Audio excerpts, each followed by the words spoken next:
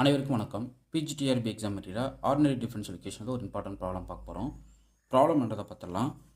The solution of the differential equation x into d square y by d x square plus dy by dx equal to 0 is option A y equal to c1 log x plus c2, option B y equal to c1 sin x plus c2, option C y equal to c1 e power x plus c2 e power minus x, option D y equal to c1 cos x plus c2. இங்கே c1 c2 arbitrary constants. So இந்த differential ஈக்குவேஷனை solve பண்ணால் சொல்யூஷன்ன்றதை கேட்டிருக்காங்க. Given differential equation type பார்த்தீங்கன்னா variable coefficient ஃபார்மேட்டில் இருக்குது. Second order homogeneous linear differential equation with variable coefficient. So ஒவ்வொரு டிஃபரன்ஷியல் ஈக்குவேஷனையும் பார்த்தோன்னே அதோட டைப் ஆஃப் டிஃபரன்ஷியல் ஈக்குவேஷன் நம்மளுக்கு தெரியணும். அதுக்கான ஜென்ரல் சொல்யூஷன் நம்ம தெரிஞ்சு வச்சுக்கணும். ஸோ எப்படி இதை சால்வ் பண்ணலாம் அப்படின்ற மெத்தடை நீங்கள் தெரிஞ்சுக்கிட்டிங்கன்னா ஈஸியாக சால்வ் பண்ணிடலாம். ஃபைன். சொல்யூஷன் இப்போது கிவன் டிஃபரன்ஷியல் ஈக்குவேஷன் எப்படி கொடுத்துருக்காங்க, x into d square y by d x square plus dy by dx equal to 0ன்னு கொடுத்துட்டாங்க. ஸோ நான் என்ன பண்ணுறேன்னா எக்ஸால் மல்டிபிள் பண்ணுறேன். அப்போ என்ன கிடைக்கும், x square into dy by dx dx square plus x times dy by dx equal to 0ன்னு வரும். கரெக்டுங்களா? ஸோ இது வேரியபிள் கோஎஃபிஷியன்ட் ஃபார்மேட்டில் இருக்கிற ஒரு second order differential equation. So இதை வந்து நான் என்ன பண்ண போகிறேன்னா கான்ஸ்டன்ட் கோஎஃபிஷியன்ட்டுக்கு ரெடியூஸ் பண்ணணும், ஒரு சப்ஸ்டியூஷன் கொடுக்கணும். அது என்ன சொல்லுவாங்கன்னா x equal to e power z. So இதில் பார்த்தீங்கன்னா y is a function of இசட்டாக ட்ரீட் ஆகிடும். இதில் y is a function of எக்ஸில் இருக்கும். இதை வந்து x equal to e power z transformation substitute பண்ணும்போது y equal to f of இசட்டும் மாறிடும். ஓகே, அதாவது ஃபங்க்ஷன் ஆஃப் இசட்டில் மாறிடும்.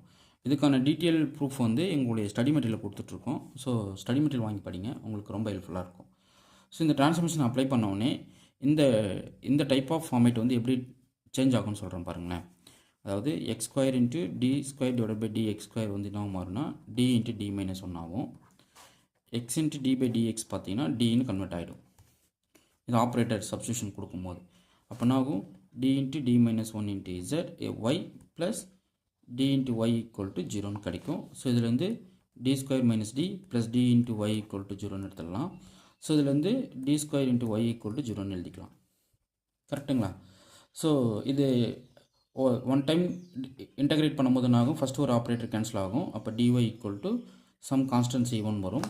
செகண்ட் டைம் இன்டகிரேட் பண்ணும்போது y equal to c1 z plus c2. ஏன் இசட் போட்டேன், எக்ஸை போடக்கூடாது, ஏன்னா y is a function of இசட்டுக்கு ட்ரீட் ஆகிடுச்சு. அதனால் வந்து ஃபஸ்ட் டைம் டெரிவேட்டிவ் வந்து constant integration first time integrate பண்ணும்போது ஃபஸ்ட்டு டெரிவேட்டிவ் கேன்சல் அவுட் ஆகிட்டு கான்ஸ்டன்ட் வரும். அப்புறம் இன்னொரு டெரிவேட்டிவ் கேன்சல் பண்ணால் அகைன் நம்ம இன்டகிரேட் பண்ணணும். So y equal to c1 இதுக்கு வந்து ஃபங்க்ஷன் ஆஃப் இசட்டில் இன்டகிரேட் பண்ணுவீங்க. அப்போ c1 z plus some constant add ஆகும், c2ன்னு எழுதிடும். ஓகே, அப்போ நம்மளுடைய ஒய் என்ன கிடச்சிருக்கு, y equal to c1 z plus c2ன்னு கிடச்சிருக்கு. இங்கே இசட்டோட வேல்யூ ரீப்ளேஸ் பண்ணுறோம். X equal to e power இசட்னா இசட் வந்து லாக் எக்ஸ் கிடைக்கும்.